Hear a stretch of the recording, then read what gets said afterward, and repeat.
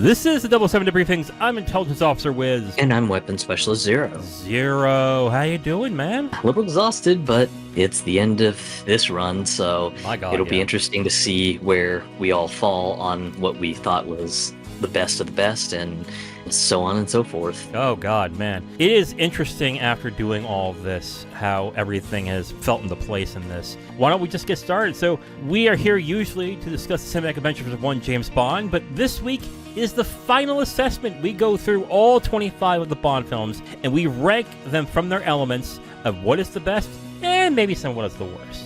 Zero, I think we discussed this at the end of the last episode, but I want to reiterate. If there's one thing about the Bond films that I was surprised by at the end of watching all 25, is that even though I had issues with some of the Bond films, they're all pretty quality with a few exceptions. Like, I'm looking at my top 25 here. I've ranked them all, and that's on my website for a written review of this as well. So if you want to check out my full 25, it's up there. I'm looking at the list. I think I can say like 5 or 4 are absolutely bad, whereas the rest have some quality to them and just are in varying degrees. Yeah, there's definitely that. There's some that are mostly pretty good, but maybe have like one irredeemable flaw, like the goddamn slide whistle gag. Oh, God, you'll never get over that, will you? But hey, no.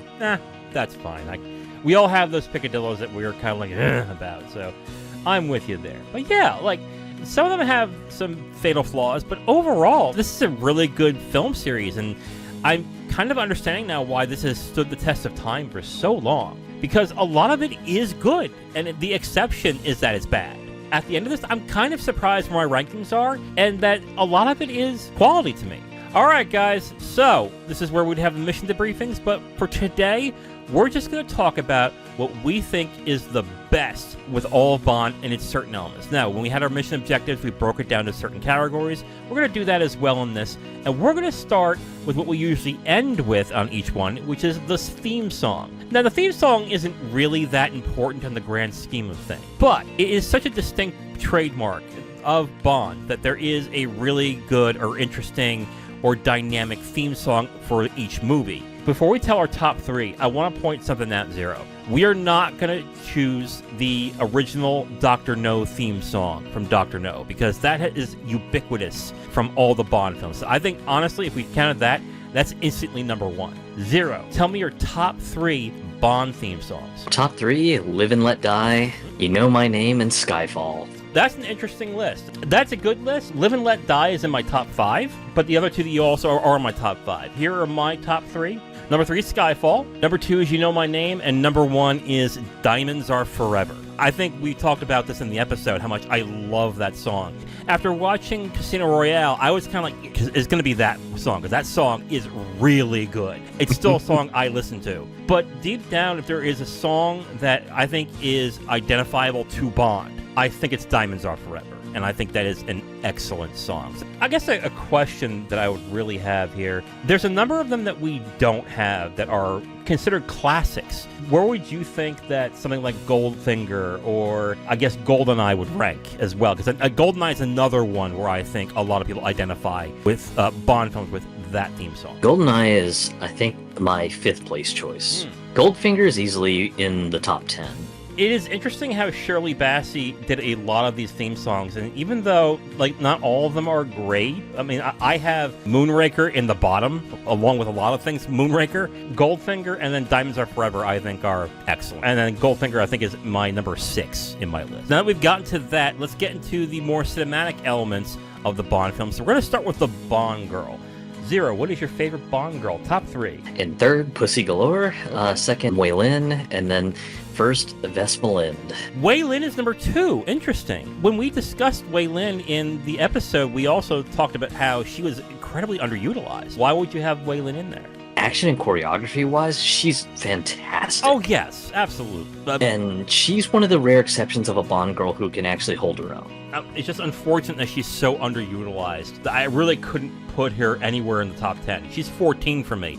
And she's high that way because of what you said, that she's the most believable, and Michelle Yeoh is just great in the role, even though she's incredibly underutilized. And it's really sad, too, because as mentioned in the Tomorrow Never Dies review, just in the Hong Kong cinema space, and even mainland Chinese cinema space, she's also a bit of a comedian as well, too. Mm-hmm. So she's got a wider range of talents. And then, fortunately, in America, she was just kind of written off as Asian lady who can do martial arts. Yeah. And it's just like, criminally underusing this woman. My God. I know. It is sad that it took basically Crazy Rich Asians for people to go, oh, wait a minute, she can do more than that in the U.S.? Because it's just very sad. Like, even when she's kept coming back to America, she would end up doing the same roles. I think she was in The Third Mummy, and who watched that? Like, oh, God.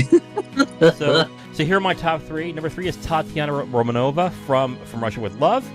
2 is Anya Amasova from The Spy Who Loved Me. And number 1, of course, is Vesper Lynd. I mean, yeah. This is not a surprise. Vesper Lynd is kind of responsible for why the Craig Bond era is so good in the first 3 movies. She really is what catapulted that Bond to be so iconic, because if it wasn't for how good she was, I don't think Craig would have been as good either.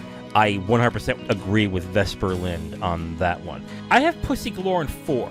And I was debating on whether I want to put Tatiana or Pussy in 3, but I think I'm going to go with Tatiana because of just the interesting dynamic that she had with Connery Bond in From Russia with Love. That would be my thought process on that. And Tatiana is definitely in the top 10 for me because just, again, her interaction with the Connery Bond was fantastic, and especially with the whole dynamic that she had. Some of the Bond girls are just so very interesting.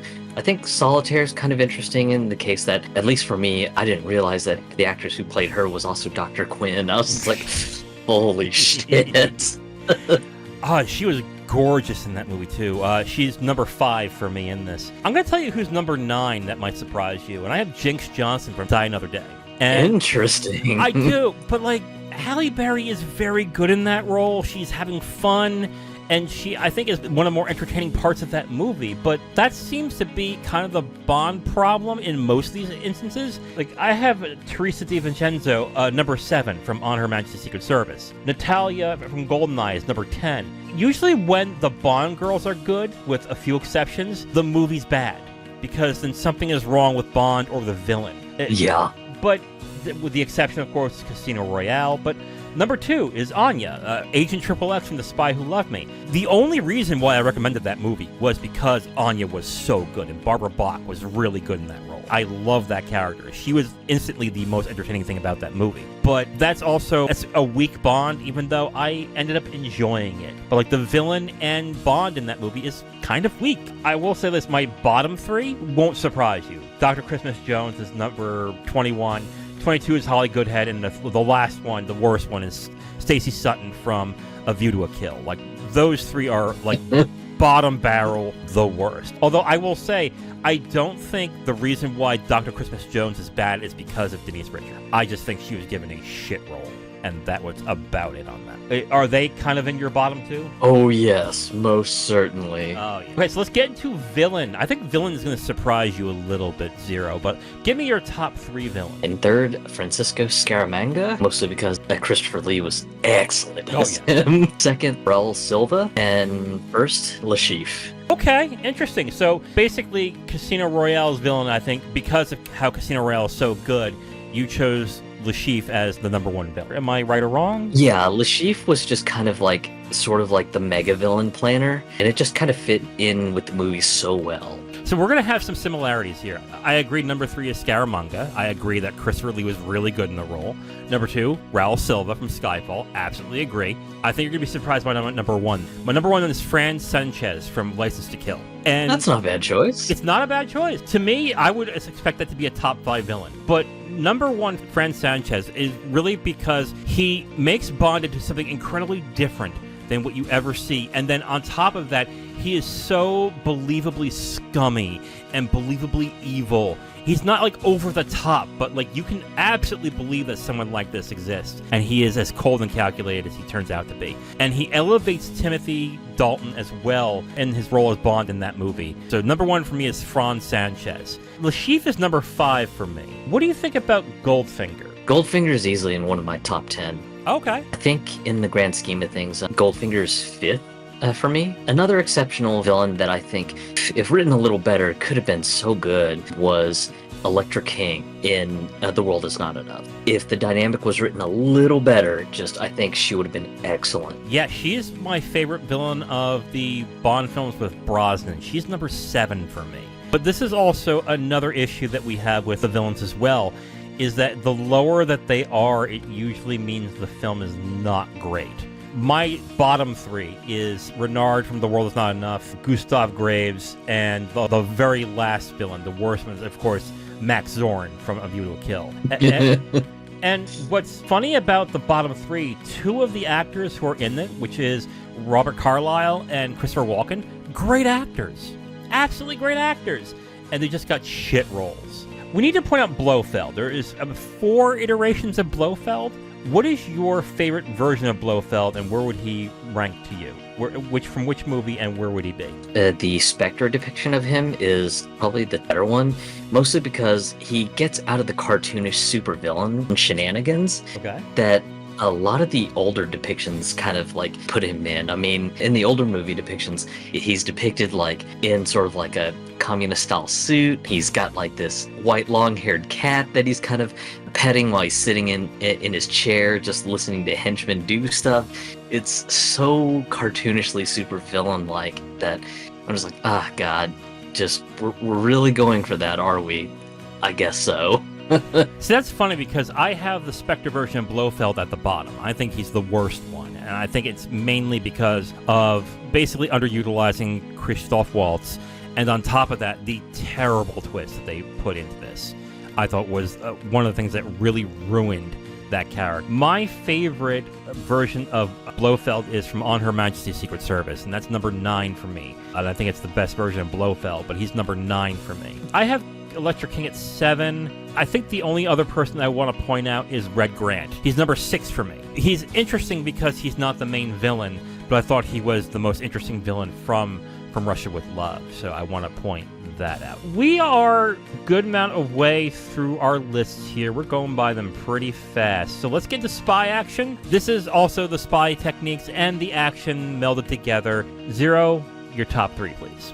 Spectre, I thought, was good in 3rd place. There is some gadget use, but I think the gadgets are used more kind of like in an interesting sort of forensic sort of way, with Q analyzing the Spectre ring to see who all has touched the ring and everything. It had some fantastic action sequences in there as well too. 2nd is Quantum of Solace, but I think that's mostly because of just the vengeance angle and how it just utilizes the action to just a brutal degree. I think one of my favorite sequences in Quantum of Solace is the opera sequence out in Bregenz, Austria, where just Bond is just kind of like trying to make an exit out of the opera house. It just kind of goes insanely crazy with him just trying to escape and not be shot and everything. So that's why Quantum is 2nd for me, and then 1st is probably going to be no surprise to anyone, Casino Royale. Just, my God, it's just the perfect package. You've got spy stuff, you've got espionage stuff, you've got fantastic action sequences. Sex is used for like espionage purposes, but it isn't like corny,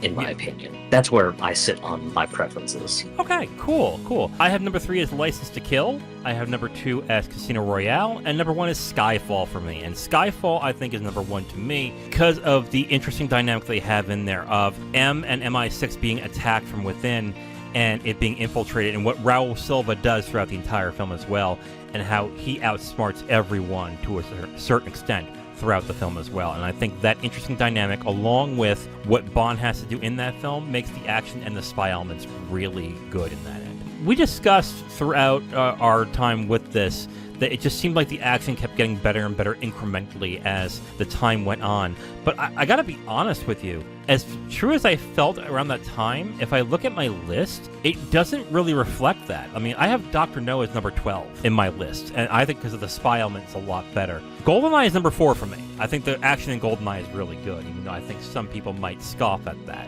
When you look back at the different action sequences and things from the other Bond films, what do you think sticks out to you more as better? The one of the old style where it's more spy element oriented, or more of the action orientation that was more prevalent in, let's say, the Moore type or the Daltons? It really kind of tears me apart because, much like you, just the earlier movies where they really get into sort of the spying and espionage sorts of things, I think it makes the movie so interesting because it isn't like a brainless sort of just turn off your brain, it's going to be crazy action and whatever. It ends up kind of making you think of, my God, Bond's really fucking clever, or he smells that this is a setup, so he's going to get the drop on the bad guys. Like in Dr. No, I love the setup where just he ends up with the assistant for one of the professors who's totally in on Dr. No's schemes, ends up meeting her up, and she's trying to get him set up to be assassinated, but he gets the drop on her and gets her hauled off to be interrogated, and then he ends up kind of staying in her bungalow, and then of course the professor comes by going, oh, the lights are on. Let me come inside. When he gets inside, Bond just gets the drop on him, like, oh God, what a clever play. Then you've got like some of the later movies where just the action's fantastic. I think for me, just where the action really started to get great was around GoldenEye. Fantastic action sequences. The choreography for like the gun battles was so good. And then of course, the crazy chase through St. Petersburg in a Russian tank. Mm-hmm. That is just so hard to beat for the action stuff.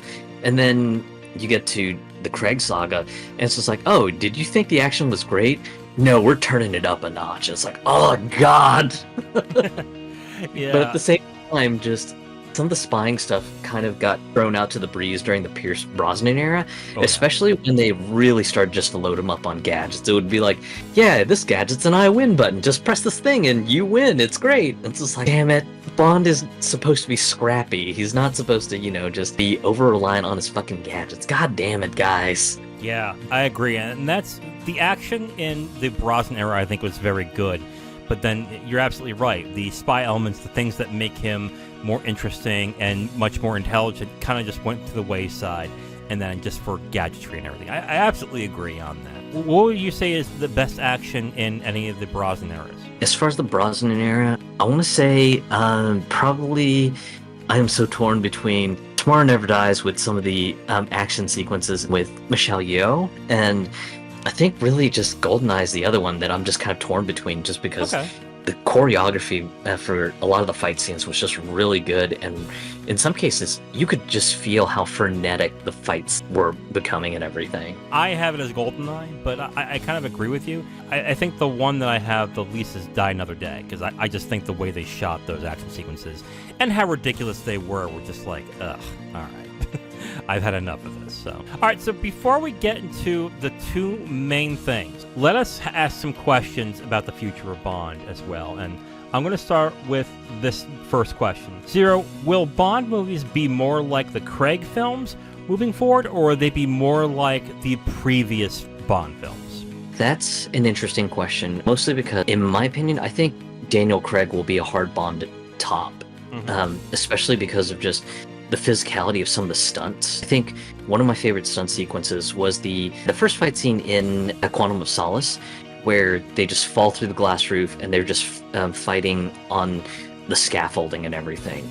I think Daniel Craig ended up getting quite a serious injury from that particular stunt sequence too, and he said that I think it was one of the most physically taxing stunts that he ended up having to film, mostly because of just having to, balance himself on the rope and all the other crazy stuff in that sequence. So a lot of the stunt work in Craig Saga movies, they were very, very physically intensive. I think really the only way that I could see the next Bond maybe pivoting or making itself unique is maybe either trying to determine stylistically how they want to go. If they want to kind of go historical, maybe kind of turn back the clock to the 50s and kind of go with sort of old-timey style Bond and try to go even more close and respectful to the novels, then that could be an approach. Or maybe they just continue on with the setting that the Daniel Craig movies were doing, which was more modern day contemporary. So just you've got technology that's within reason, or maybe the technology is 5 or 10 years, or maybe 20 or 30 years away. Kind of like the weird smart blood stuff that they were using to track Bond in Skyfall and everything. That's one way that they could try to do things, in my opinion. The other factor to this is they're going to have to try to play a balancing act, because if they try to shake things too much, then it may turn away the core audience that the Bond films have built. And No Time to Die, I still remember the controversy when some of the script was revealed that there was going to be a new 007, and oh Jesus, the message board fighting, Twitter fights, my God, it was the most crazy time for that sort of stuff, because I'm not going to say I'm the most hardcore Bond fan, but I still remember when that was revealed, you had some people going, hey, Bond's going to be a woman and black? Fuck this, I'm done with this. And I'm just like, you don't even know the context. Maybe Bond's retired and, just someone's taken up his number. I don't know, just don't freak out just yet. And then it ended up exactly being that. That's where I think it's also going to be additionally hard, because there's just so many moving parts that they're going to have to balance. And with all this elements in just a bigger clockwork of proverbial machinery, I'm honestly going to be curious on how this all will pan out. You mentioned some pretty good points there. I didn't think that they would actually go back to the past, but that's actually not a bad idea. Why aren't you writing this? God, if I was writing movies, I think I wouldn't be doing podcasts. That's true. That is true. I agree with you a little bit, but what I'm afraid of is that they're going to start remaking the old Connery Bonds. Honestly, I wouldn't be shocked if they decide to do that. That we find out the first movie that's next is Dr. No, and they're like, oh, we're just rebooting. I'm like, oh God, no. Why would you do that? But I can almost see them doing that to a certain extent. What they cannot do is revert it back to the old ways. You need to have an ongoing plot throughout this time that happened with the Craig era. You've already started that. You can't go back. It would be such a step backwards at that point. So I think that they're going to continue that, but Bond will have some key differences as well. What the differences will be, I am not entirely sure. They might go more comedic in that end because of how serious that Bond was in the Craig era. So they probably want to make it a little bit different from that point, which I think may not be such a great idea. Other than that, I don't know where they would go moving forward. What they can't do is then say, okay, let's bring it back to where it was like Connery. They can't do that. They really, really can't do that. Unless, like you said, they decide we're going to go to the 50s and 60s and start this, which would be interesting. But I think they still need an overarching plot line throughout this time. And of course, they're going to have to find the right Bond to do it. So let's talk about who the potential next Bond might be. These are all rumored frontrunners as of right now, Zero. We have Henry Cavill, who is Superman, Aaron Taylor-Johnson, we have Theo James, Taron Egerton, which is the guy who is in The Kingsman, and there is a small contingency that thinks Tom Hardy might be a frontrunner as well. Zero, what do you think of those frontrunners, or do you have somebody in mind that you would like to see? The only names I'm familiar with out of the list are Henry Cavill, Aaron Taylor-Johnson, and Taron Egerton. The rest I'm just not too familiar with. Wait, you're not familiar with Bane? Tom Hardy? No. Oh, wow. Okay, cool. Go ahead. Sorry. The best way I can put it is, ever since the Daniel Craig saga sort of changed my mind on things, the way I see it is, if they can play the role respectfully and just do a fantastic job on it, I'm open to whatever. Because in the beginning of the Daniel Craig saga, when he was named, I was just I was like most people, I was just like, a blonde Bond, what the? I don't know. I'm just not sure. And I was just like, all right, just, hey, he's kind of a beefcake dude. All right, sure, whatever. Just, I don't know how this is going to pan out. And he ended up surprising me as being one of my favorites of all time. So for me, I'm just kind of like, I'll let it roll, and, we'll see how it goes. And if they pick the actor that plays the role respectfully and just nails it, then fantastic, you've won me over. But if it's just someone who's just like, oh, I'm just here because of the name and the prestige. I don't really care about the role. Then I'll just be like, ah, God, just no. I don't think anyone will take the role for just that, because what Eon and what MGM usually does when they choose a new Bond is they lock him in, which is, I think, what they did with both Brosnan and they did it with Craig. And that always became a problem later on down the road, because I think Craig specifically wanted out after Skyfall, but they kept throwing him more money and more money and more money to have him stay. So I don't think the choice of an actor saying, I'll just do it for the name, I don't think they're going to do it for the name for 3 or 4 movies. That said, I don't like any of the frontrunners at all. First off, any of the known names, Henry Cavill, Taron Egerton, Tom Hardy, I doubt they'll take it. And I doubt that Eon and MGM would take it either, because they usually go for not well-known names. When Daniel Craig was picked, the thing that he was most known for was a supporting performance in Road to Perdition. Before that movie, he got a little more well-known in Layer Cake, which is, I think, probably movies you haven't even heard of. Maybe you've heard of Road to Perdition. Heard of both movies, never got a chance to watch them though. Oh, okay. They purposely go for the ones that are not as well known. I'm looking at the list right now. I don't see any of these guys getting it. I think it's going to be someone young, who's up and coming, who hasn't been a part of a franchise. That's the other thing, too. Cavill, Hardy, and Egerton are part of franchise. They don't need to be Bond. They always want to choose somebody who needs to be Bond, so they can lock him in for that time. If you get Cavill will probably do 1 film and that's it. And Cavill will have the right to do that because he's a known name. I don't think the person who will be Bond is one of the ones listed, is my opinion on this. It's going to be somebody who is lesser known that then will be thrust into the spotlight when he's announced to be the new Bond. And people go like, who's that? And then they'll watch his movies and go, I don't see it. And then we're going to have this conversation all over again. Looking forward to it. So with the potential next Bond, we should talk about some of the things that Bond is known for. So, Zero, what Bond tropes do you think should go? For me, it's going to be the corny womanizing and the wacky cartoonish villains in some of the movies, because those are the 2 elements that I never really liked. Maybe a close third would be over-reliance on gadgets that end up being literary deus ex machinas. That's the thing that I really didn't like during the Brosnan era. Just, oh, I'm in a jam. Oh, what a coincidence. I've got a gadget to get me out of that jam. I think those would be my personal picks on just tropes that need to go, because we had the Craig era. The first couple movies didn't really have gadgets, but whatever modern day technologies that Bond did have access to, he did leverage them to an interesting way. In Quantum of Solace, him using a Sony Ericsson high-powered camera phone to take pictures and upload the pictures to an MI6 database to find out the identities of the people at the Opera House. I was just like, okay, that's a little overkill for a camera on a camera phone to be able to take digital SLR grade pictures with like a massive zoom lens sort of levels of fiction, but I'll let it slide because it's a spy movie. Yeah, like that's fine to me, because it's like, well, yep. You always have to think that, well, what the government has is usually better than what we have. So it's kind of believable in that sense is how I look at it. Yeah.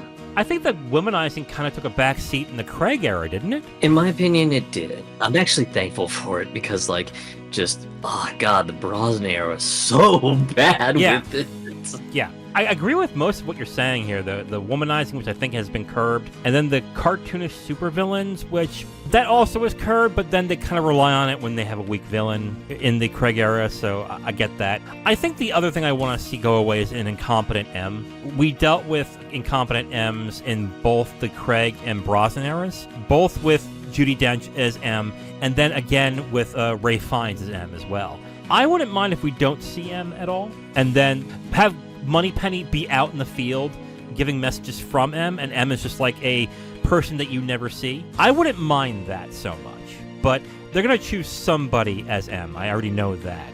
All right, so we've got down to the questions. Let's get to the final 2 categories, Zero, and that is who is the best Bond? Give me your 6 in order. 6th place is going to be Pierce Brosnan. We've already gone over why, so I don't think we need to retread that. 5th place, I feel a little bit bad, but mostly it's because he didn't really have much screen time, so I really didn't get a good feel for him, and that's just George Lazenby, because he was only in 1 movie and then gone. I thought he was fine, but it's just so hard to get an impression of an actor that plays Bond just from one singular movie. Roger Moore, he is one of the classic Bond actors, but he was also the beginning of the corny one-liners. That was where you had some of the corny womanizing scenes at the end where just finishes the mission, MI6 is contacting him, and he's off in bed with whatever Bond girl is being featured in the movie. So I get that he's a classic, but also he's one of the folks that brought about some of the worst tropes in the Bond movies. Third, Sean Connery. He's the first Bond. He's fantastic when he's just got to be brutal about things, but he's got kind of sharp, witty delivery when he's being a bit jovial. I think he's fantastic for that. Second would be Timothy Dalton, mostly because I thought it was fantastic, even though he did have a very short run of 2 movies.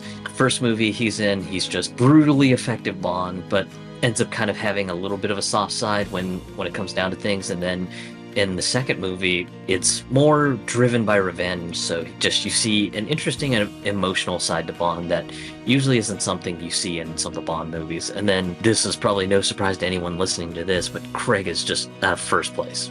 He's the complete package of what I would consider a very, very excellent Bond. Fantastic on the action and stunt work stuff. He can be a real cold bastard when he needs to be. Just the fact that he was very, very involved in a lot of the stunt work that was set up in the movies that he was in, it also kind of brings sort of the physicality back home instead of kind of like having another actor to sub in to be the stuntman or whatever. That's why Craig just gets top honors for me. We have the same exact ranking. I thought that we would have a little bit of a difference in this, but I guess I'm not surprised, really, because it kind of makes sense to us. We both had big issues with Brosnan after we watched those 4 movies. Lazenby, I agree with. It's kind of hard to really gauge where he is, but he only had 1, and he was kind of meh in it. Moore, he's been in the most, correct? He's been in 7? Think so. Yeah, he's been in the most, but he also had probably the slipperiest of track records. He either was good in some, bad in others, but there was never really an outstanding time when he was Bond. Connery started it all,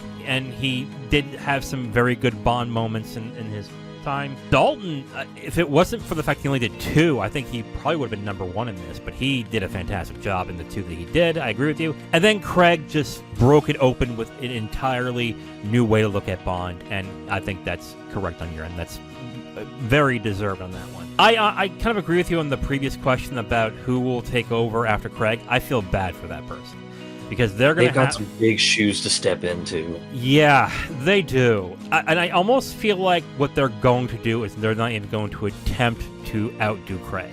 They're just going to make it his own thing, which may be a good idea on that end. But then I don't think he's going to reach the next 3. I don't think he's going to be anywhere near Craig, Dalton, or Connery. But we'll see when that happens. So, yeah, we share the same exact ranking. I would have never thought that. Interesting. Yeah, I'm just honestly shocked because I figured I was just like, Wiz is probably going to have some different stuff, so we'll see where this goes. But you know what? Looking back, it kind of makes sense with how we felt about most of these films. All right, Zero, we are at the end of the 007 debriefings. But before we go, we have to talk about what was the best film in the 25-film filmography of the Bond character. Zero, your top 3. Third, Living Daylights. Ooh, okay. Yeah, that one was fantastic. Second would be Skyfall. And then first, no surprise to anyone, Casino Royale. Oh, yeah. I mean, 3 for me is From Russia with Love, 2 is License to Kill, 1 is Casino Royale. I agree with you. Casino Royale is by far and away the best Bond film. Nothing beats at this point. I'm a little surprised that The Living Daylights is higher than License to Kill. Where is License to Kill in your ranking if you were to choose? It's definitely top 10. Okay, cool. Yeah, Living Daylights is actually number 4 for me. The best Connery one, of course, is From Russia with Love. But the second one from Connery would be Goldfinger, and that's number 5 for me. And you have Skyfall number 2. I have it at 6. But where's From Russia with Love with you? I know you were kind of cool on From Russia with Love, or am I more fanatical about it? I'm not entirely sure. But I'm cool on it, but it's definitely top 10. I think some might be surprised with my rankings. Like, for example, I have Octopussy number 8.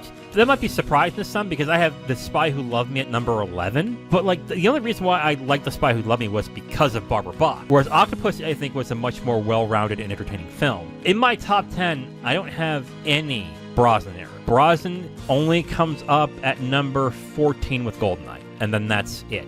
That's where he starts. And it's kind of surprising. Brosnan is where I got started on Bond and where I started to like the character. And then to find that I find his the most disappointing is kind of a surprise to me. When it comes to the Brosnan ones, what's the highest one that you have? It's definitely going to be GoldenEye, and I think GoldenEye for me is within top 10. I think another surprise I'll have is Diamonds Are Forever is number 10 for me. I see a lot of articles that really clown on Diamonds Are Forever, which call it the worst of the Bond films, which I look at and go, did you guys see A View to a Kill? Did you see it Die Another Day? Going through all 25 movies was one hell of an experience, even if it did take almost 6 months to do it. Oh, God. I think we had mentioned it after we got done recording the last episode that, thank God, some of these were redeemable, because what a pain it would have been to just have gone through like a solid block of just bad Bond movies in a row. It just have been like, nope, pull the plug, just fucking kill it on the vine. I'm not interested. I don't want to brutalize myself anymore. Yeah, and honestly, the one that was the sketchiest was the Moore era, really, because it would have good, bad, bad, good, bad, and then you would be like, oh my God, what the hell? And then Dalton just came and went like, whoa, okay, I like the direction they're going here. For the most part, it's quality stuff here. It's fun. It's entertaining. And again, for the most part, that's what most of the films are, with some exceptions, of course. I will say this, though. I think the only other franchise I can think of that has about as much films is Star Trek, and I don't think I'd do this for Star Trek. I'm not a Star Trek fan, of course. I would like to get into it at some point, but that's one film series where if I had the choice to do something like this for Star Trek, I would be like, no, I'm not doing that. That's nuts. That's a little nutty on that end. But I'm glad we did this. I'm glad, and I'm surprised and delighted as well that we were able to stick it out this entire time. Would I suggest somebody doing this? No. I would never suggest someone that say, watch all 25 like we did. If you want to do it piece by piece, that's probably the best way as well. What about you? Do you think that doing it piece by piece is better, or would you suggest somebody to do this gauntlet, is what you call it? I would say that if you kind of want to look at the Bond movies, decide which era you want to look into. If you're a big 90s person and the 90s was like your big time, then go with the Brosnan era. You'll probably be fine with that. If you want something more modern day contemporary, Craig all the way. That's going to be easy. And then, of course, if you want sort of like the corny sort of tropes and stuff, maybe look at the Roger Moore era stuff. If you kind of want more spy and espionage and maybe aren't kind of weirded out by some of the tropes from the 50s and 60s, consider the Sean Connery era.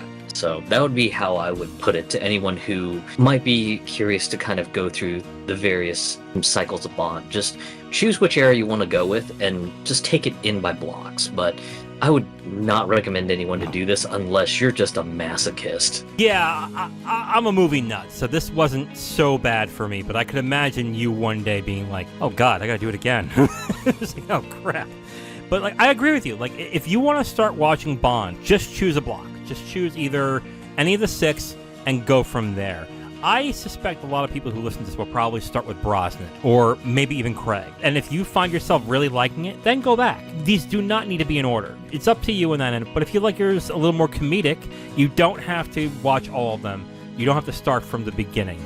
You can just go wherever you want and just start up from there. Just choose which one that you think you're more comfortable. Now, if you want my full review on this movie, you can go to my website at IamTheWiz.com. You'll have my full written review right on the site, along with a link to the video that has this review that you've just listened to.